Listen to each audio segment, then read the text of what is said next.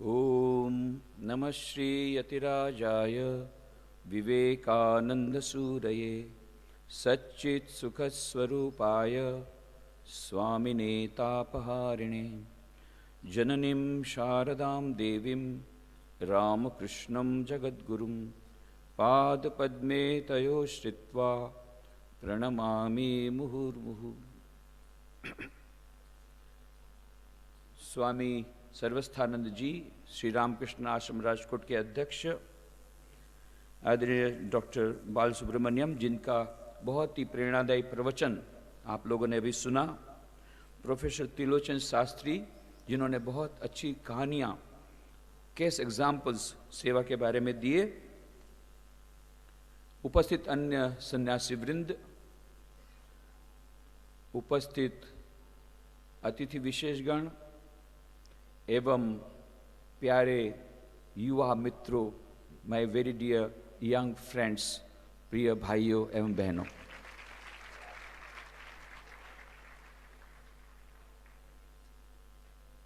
कई लोगों के मन में प्रश्न है कि आज का जो विषय मुझे दिया गया है वह है women's empowerment and development for creating a better and healthy society, एक स्वस्थ एवं उन्नत समाज के निर्माण के लिए नारियों के सशक्तिकरण एवं विकास की आवश्यकता।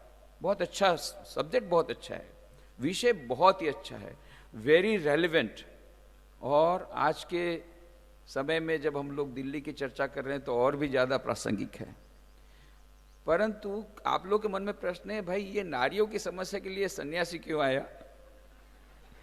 अरे नारी की समस्या तो एक नारी अच्छी तरह समझ सकती है। अभी बता सुना है ना कि पुरुष कैसे नारी की समस्या को समझेगा। अब पता नहीं सर्वस्थान जी महाराज के मन में क्या इक्वेशन था, मुझे दिया इस पे बोलने के लिए, और इतनी नारियां थी उनको छोड़ करके, अरे शारदा मठ की सन्यासिनी को ही बुला सकते थे, पर मुझे दिया। अब मैं क्या करूं? पर हां, मेरे को इस प्रकार बोलने का अधिकार दो कारण से है। एक, जो कई बहनें आती हैं काउंसलिंग के लिए विभिन्न समस्याओं को लेकर के, इसलिए कुछ फर्स्ट हैंड इंफॉर्मेशन है आप लोगों की समस्याओं के बारे में अभी आधुनिक नारी। और दूसरा है कि स्वामी विवेकानंद ने नारियों की समस्या के बारे में बहुत सोचा है, तो मैं केवल इतना ही करूंगा, स्वामी विवेकानंद के विचारों को आपके सामने प्रस्तुत करूंगा इस विषय में। और ये जानकर आपको बड़ा आश्चर्य होगा, आज से 100 साल पहले, उससे भी अधिक, स्वामी विवेकानंद जी जो विचार प्रस्तुत किए, विशेष करके भारतीय नारी के उत्थान के लिए, विकास के लिए, वे आज भी कितने प्रस्तुत हैं, आश्चर्य होगा। मैं उन्हीं विचारों को आपके सामने प्रस्तुत करने का प्रयत्न करूंगा। और क्यों स्वामी विवेकानंद ने चिंतन किया, उसका सीक्रेट लीक आउट करता हूं मैं आज। कई लोगों को यह रहस्य पता नहीं होगा। स्वामी विवेकानंद जब अमेरिका गए शिकागो धर्म सभा में भाग लेने के लिए, उसके पहले सारे भारत का उन्हें परिभ्रमण किया। उस समय वे हिमालय में गए, वहां अल्मोड़ा नाम की एक जगह है, अल्मोड़ा में एक गुफा है, उस गुफा में स्वामी जी ध्यान करने के लिए मग्न होकर के गए। उनका उद्देश्य था कि वे समाधि अवस्था में रहेंगे, ध्यानस्थ अवस्था में रहेंगे। परंतु पता नहीं क्यों उनके मन में बड़ी बेचैनी महसूस हुई और वे उस गुफा में रह नहीं पाए, और किसी एक अचेतन किसी कारण से वे नीचे उतर आए पहाड़ पर से, और उनके जो उनको जिन्होंने अतिथि के रूप में रखा था, लाला बद्री शाह, उनके मकान में वापस आए। वहां आकर के बाद में पता पड़ा क्यों उनका मन बेचैन हो गया था, क्यों वे वहां पर ध्यान अवस्था में नहीं रह पाए गुफा में। क्या था वह कारण? उस समय लाला बद्री शाह के मकान में एक टेलीग्राम आया था। उस समय तो ये इंटरनेट वगैरह नहीं था, ईमेल नहीं था, टेलीग्राम था। टेलीग्राम में लिखा था कि उनकी खुद की एक छोटी बहन, उनकी खुद की बड़ी बहन ने आत्महत्या की थी, सुसाइड किया था। आज कितनी सारी आत्महत्याएं बहनों के भीतर में हो रही है, उसका first hand experience Swami ji को लगा। और स्वामी जी का मन बड़ा दुखी हो गया। उस समय की सामाजिक परिस्थिति ऐसी थी कि स्वामी जी का मन विचलित हो गया और इसीलिए ये नारियों की समस्या के बारे में वे सदैव चिंतित रहे।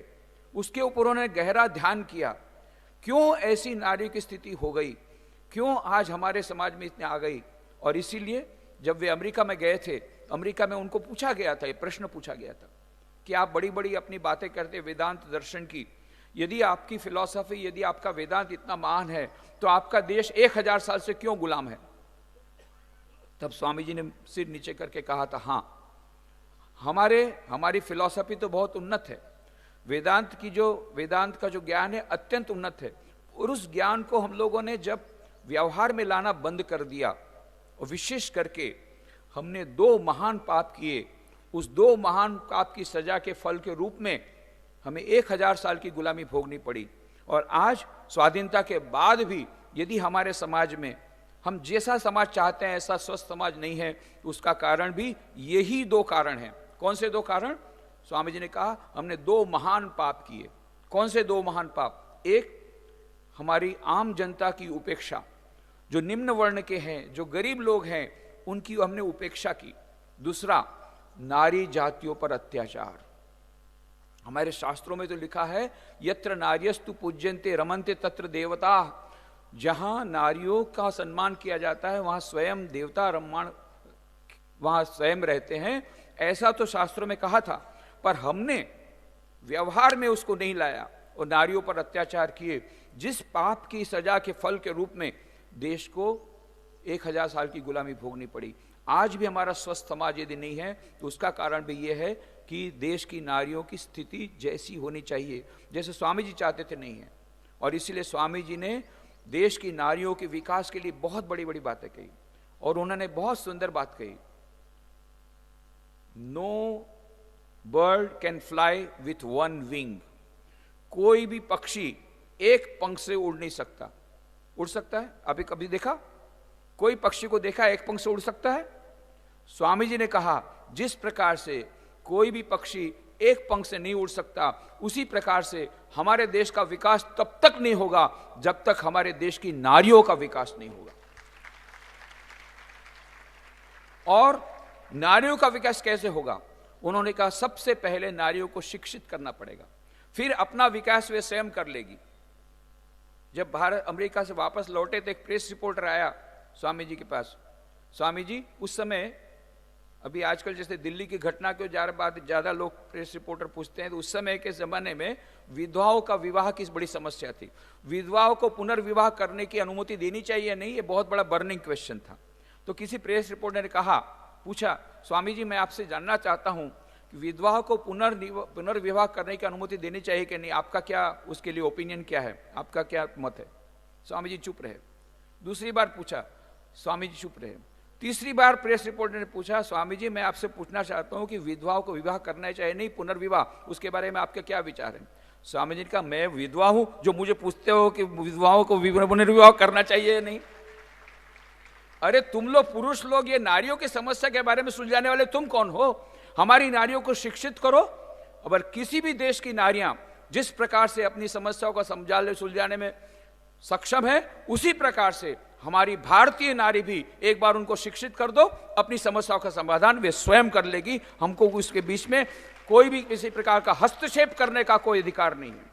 पुरुषों को नारियों की समस्याओं के समाधान के बारे में सोचने का या हस्तक्षेप करने का कोई अधिकार नहीं, ये स्वामी जी ने कहा था। और फिर स्वामी जी ने कहा जब तक हमारे देश की नारियां शिक्षित नहीं होगी तब तक हमारी नारियों का विकास नहीं होगा। इसीलिए जब स्वामी जी विदेश से वापस लौटे 1897 में, तो उन्होंने 2 महान काम किए। सबसे पहले आकर के 1 मई 1897 को उन्होंने रामकृष्ण मिशन की स्थापना की। अपने गुरु श्री रामकृष्ण परमहंस के शिव ज्ञान से जीव सेवा के आदर्श को मूर्त स्वरूप देने के लिए रामकृष्ण मिशन की स्थापना की। और दूसरा महान काम किया, 13 मार्च 1898 13 मार्च 1898 को उन्होंने नारियों की शिक्षा के लिए एक स्कूल का प्रारंभ किया कलकत्ता में। उस समय कलकत्ता ये भारत का कैपिटल था, और उन्होंने कहा उस समय केवल 1% नारियां शिक्षित थी। आज भी कोई अच्छी स्थिति नहीं है, 51% नारियां हमारी अनपढ़ है, इलिटरेट है। शिक्षित तो कोई भी है कि नहीं पता नहीं, पर अनपढ़ है 51%। उस समय के जमाने में 99% नारियां अनपढ़ थी, इलिटरेट थी। और इसीलिए स्वामी जी ने सबसे पहले काम किया, नारियों की शिक्षा के लिए स्कूल का प्रारंभ किया। और उस स्कूल के संचालन के लिए जब उनको कोई योग्य नारी नहीं मिली, तब उन्होंने एक अत्यंत प्रेरणादायी पत्र लिखा अपनी शिष्या मिस मार्गरेट नोबल को, जो कि इंग्लैंड में रहती थी, एक शिक्षिका थी। उनको आह्वान दिया कि भारत में नारियों को शिक्षित करने की आज बड़ी आवश्यकता है, और यदि तुम अपने जीवन का बलिदान करना चाहो तो यहां पर आओ और इस प्रकार से स्कूल का प्रारंभ करो। और मिस मार्गरेट नोबल पहले जहाज से आई, उसने अपना सारा जीवन निवेदित कर दिया भारतीय नारी को शिक्षित करने के लिए। और इसीलिए जब स्वामी विवेकानंद उसको ब्रह्मचर्य की दीक्षा दी, उसका नाम दिया निवेदिता, सिस्टर निवेदिता को। बाद में रविन्द्रनाथ टैगोर ने उनको कहा करते थे लोक माता निवेदिता। फिर तो बाद में भारत की आज़ादी के लिए, स्वाधीनता के लिए, क्रांतिकारियों को प्रेरित करने के लिए भी उन्होंने बहुत सारे प्रयत्न किए। ये सिस्टर निवेदिता ने निवेदिता गर्ल्स जो स्कूल प्रारंभ की, उसका नाम आज है sister Nivedita girls school, Calcutta में आज भी चल रही है। हमारे देश की सर्वश्रेष्ठ स्कूलों में से उसका नाम है। उस समय निवेदिता को बड़ा कष्ट उठाना पड़ा था, क्योंकि 6 या 7 साल की उम्र में तो लड़कियों की शादी हो जाती थी। वो जाकर के घर घर जाके थी कि आपकी लड़कियों को दे दीजिए, मैं उसको शिक्षित करूंगी, कुछ पैसा नहीं लगेगा, खाना पीना दूंगी, लाऊंगी, ले जाऊंगी, और आप अपनी लड़के को दीजिए। आजकल तो डोनेशन देना पड़ता है एडमिशन के लिए, जन्म के पहले ही वो पहले से वो लाइन लगाते हैं एडमिशन लेने के लिए, उल्टी बात है। उस समय निवेदिता खुद घर घर जाती थी कि मुझे आपकी लड़की दीजिए। फिर बहुत कम लोग तैयार हुए, और किस प्रकार का उनका डेडिकेशन था। सिस्टर निवेदिता का जीवन आप पढ़िए, अद्भुत। हर एक लड़के के लिए अलग अलग वो नोटबुक रखती थी, प्रफुल्लमयी।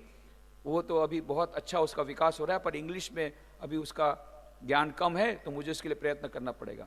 अच्छा, विद्युत बाला, उसकी डायरी अलग है। विद्युत बाला इंग्लिश बहुत अच्छा सीख रही है, उसमें सेल्फ कॉन्फिडेंस का अभाव है, मुझे उसकी में आत्मविश्वास लाने का प्रयत्न करना पड़ेगा। इतनी अच्छी तरह से उसने वो निवेदिता स्कूल शुरू किया सिस्टर निवेदिता ने, और वह निवेदिता स्कूल आज चल रहा है। यह स्वामी विवेकानंद ने इसलिए किया था क्योंकि वे स्वामी जी चाहते थे जब तक कि हमारे देश की नारियां शिक्षित नहीं होगी तब तक, और सच्चे अर्थ में शिक्षित नहीं होगी तब तक हमारे देश के नारियों का विकास नहीं होगा। और सचमुच में आपको जानकर आश्चर्य होगा कि हम लोग रामकृष्ण मिशन के सन्यासी, ये रामकृष्ण मिशन की स्थापना तो स्वामी जी ने की 1897 में। 1894 में स्वामी विवेकानंद ने गुरु भाइयों को पत्र लिखा, देखो सबसे पहले स्त्रियों के लिए मठ बनाना पड़ेगा। वे चाहते थे स्त्रियों के लिए पहले मठ, बोलते पहले बहनें और माताएं और बाद में पुरुष, ये वो चाहते थे। हालांकि उस समय स्वामी जी का सपना सिद्ध नहीं हो पाया। बाद में माँ शारदा की जन्म शताब्दी के अवसर पर 1953 में माँ शारदा मठ का निर्माण हुआ, माँ शारदा के नाम से। पर स्वामी जी स्त्रियों का मठ पहले चाहते थे, और स्वामी जी ने कहा था देखो तुम लोग अभी भी माँ शारदा के जीवन को समझ नहीं सके हो। माँ शारदा के आविर्भाव से फिर से पुनः हमारे देश में शक्ति का जागरण हुआ है। हमारे देश में फिर से मैत्री और गार्गी जैसी नारियां जन्म लेगी। और स्वामी जी ने कहा था हमारे देश में महान महान नारियां जन्म लेगी, नारियों का पुनः जागरण होगा माँ शारदा के आविर्भाव से। आज हम देखते हैं प्रत्येक क्षेत्र में नारियां आगे बढ़ रही है।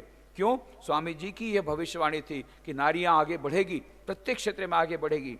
चाहे वो फिर सुनीता विलियम्स हो, चाहे कल्पना चावला हो या किरण बेदी हो, प्रत्येक क्षेत्र में नारियां आगे बढ़ रही है।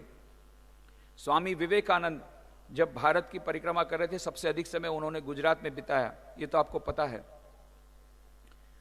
उस समय वे बड़ौदा आए थे, तो बड़ौदा में जिस दिलाराम बंगलो में स्वामी विवेकानंद रहे थे, वहां पर हम लोगों ने मेमोरियल बनाया है। 18 अप्रैल 2005 को यह बंगला गुजरात सरकार ने सौंप दिया ताकि उसे वहां पर मेमोरियल बनाया जा सके।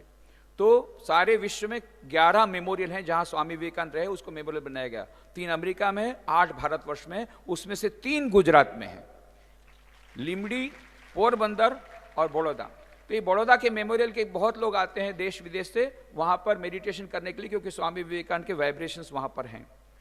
पिछले हफ्ता एक विजिटर आई, एक लड़की आई, स्वामी विवेकानंद के कमरे में बहुत दिन तक ध्यान किया, प्रार्थना की, फिर हमारे साथ उसने प्रसाद लिया।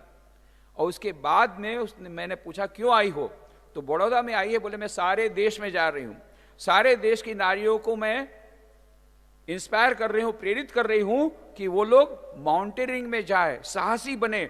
और इस प्रकार से नारियों को साहसी बनाने के लिए मैं मोटिवेट करने के लिए जा रही हूं। फिर मैंने उसकी स्टोरी सुनी तो मैं दंग रह गया। कुछ महीने पहले वह ट्रेन से जा रही थी, रात को, जब वो उत्तर प्रदेश की बात है, डाकू लोग घुसे और सबसे लेना शुरू किया। किसी पैसा लिया, वो लिया, सबसे लिया। उसमें कई मर्द थे पर किसी ने भी रेजिस्ट नहीं किया। पर ये लड़की केवल उस समय 18 साल की उम्र, उसने क्या किया, उसने बोले मैं अपने चेन नहीं दूंगी। अकेले हाथों 6 डाकुओं के साथ लड़ने लग गई। एकमात्र मर्द थी उस कंपार्टमेंट में। और तब डाकुओं ने देखा कि इसके साहस को देख करके बाकी सब पैसेंजर लोग भी हमारे साथ लड़ेंगे और हमारे जो पैसा वापस ले लेंगे। उन्होंने क्या किया, 6 आदमियों ने, गुंडों ने उस लड़की को पकड़ करके चलती ट्रेन से फेंक दिया।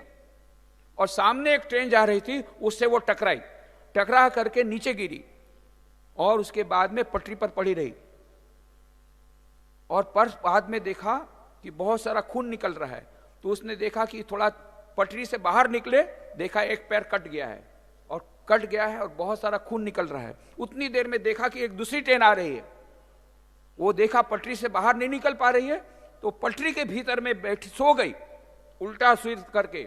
सारी रात उसने चीख लगाई, बहुत चिल्लाई, पर कोई उसकी सहायता के लिए नहीं आया। पास के गांव में से सारी रात में से 50 ट्रेन उसके सिर पर से गई।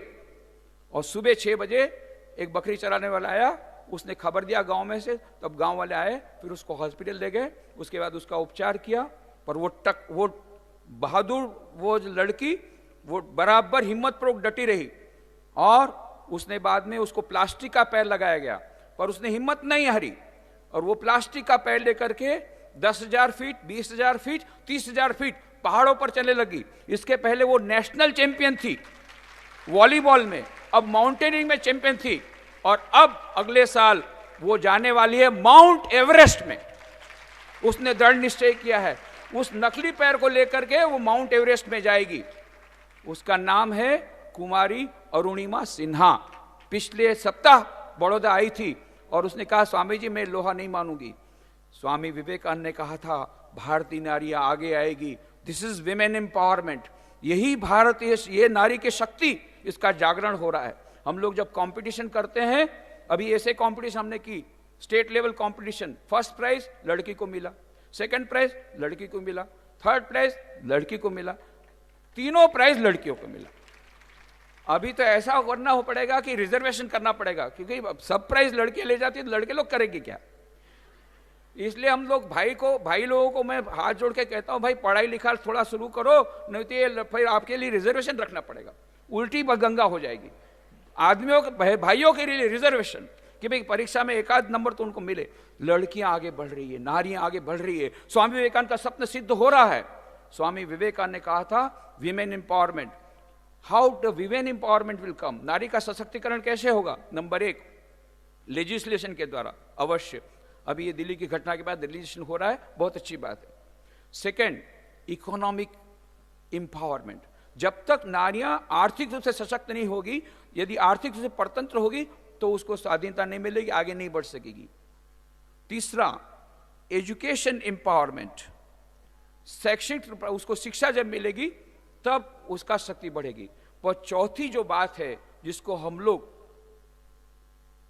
उतनी अच्छी तरह से नहीं समझ सके हैं, जो स्वामी विवेकानंद ने साफ कहा था, सबसे ज्यादा most important empowerment is spiritual empowerment.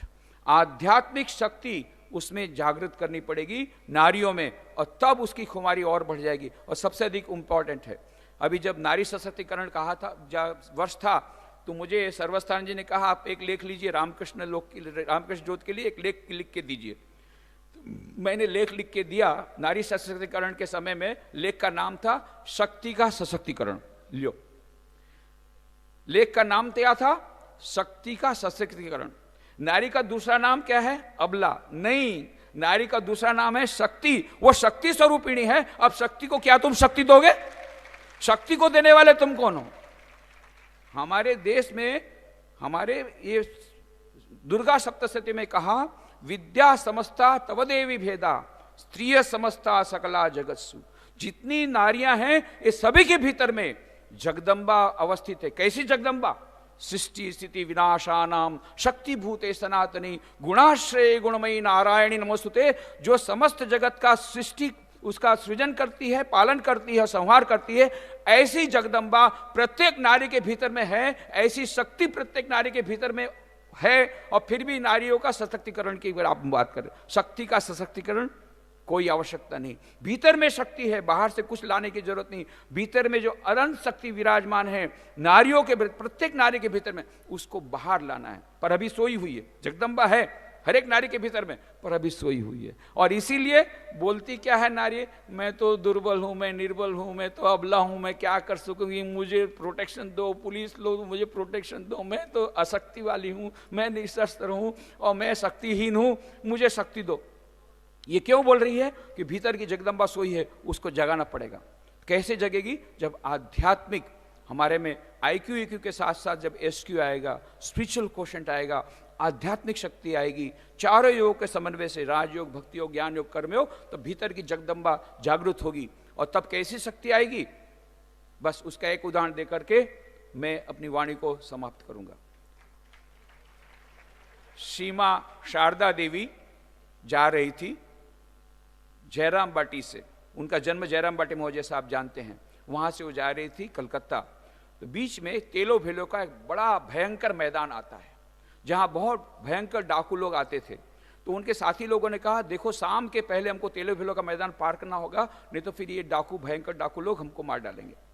परंतु माँ शारदा देवी को पैर में तकलीफ थी, वो जल्दी नहीं चल पा रही थी, पर वो दूसरों की तकलीफ की बहुत सोचती थी। उन्होंने कहा, तुम लोग आगे बढ़ो, मैं धीरे धीरे आती हूं, मेरे लिए तुम लोग चिंता मत करो, क्योंकि मैं तुमको कष्ट देना नहीं चाहती। तो बाकी सब उनकी जितनी साथी थी वो सब आगे बढ़ गई। अब माँ शारदा देवी अकेली रहेगी, और जो होना था वही हुआ। जब तक मैं तेलो भेलो के मैदान में आई, तब तक संध्या हो चुकी थी, और माँ रास्ता भटक गई, अंधेरे में पता नहीं लग रहा था। जा रही थी तेलो भेलो के मैदान में, अचानक एक बहुत ऊंचा, काला, घुंघराले बाल वाला, भयंकर दिखने वाला डाकू सामने आया। पूछा, कहां जा रही हो?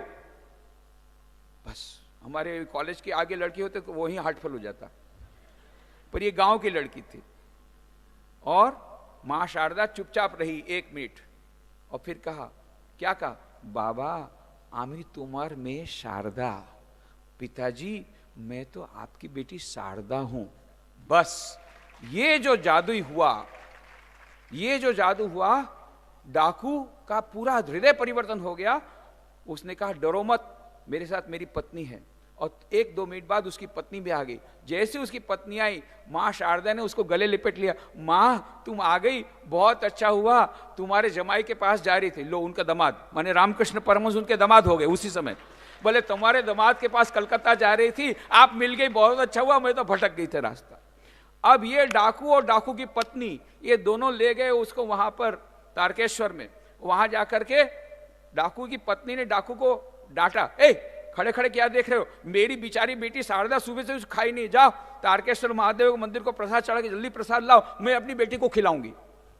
और रात भर झोपड़ी में शारदा को डाकू की पत्नी ने उसको सुलाया अपने पास, और उसकी सब तकलीफ देखी। और बाहर में एक वॉचमैन को रखा, एक रक्षक, ताकि शारदा देवी को कोई कुछ प्रकार से परेशान न करे। वो रक्षक कौन था? वही डाकू। डाकू रक्षक बन गया, बाहर झोपड़ी में खड़ा है, और डाकू की पत्नी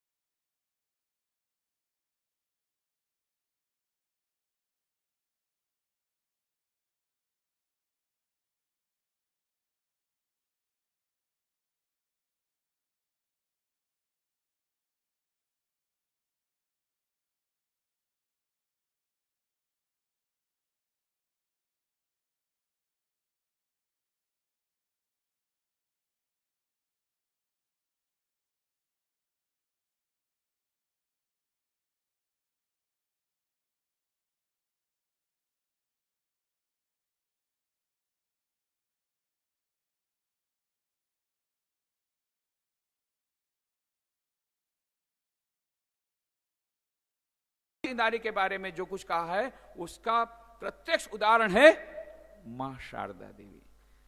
और इसीलिए मैं यहां खास करके जो बहनें उपस्थित है मैं उनसे अनुरोध करूंगा कि 2 पुस्तकें अवश्य पढ़ें।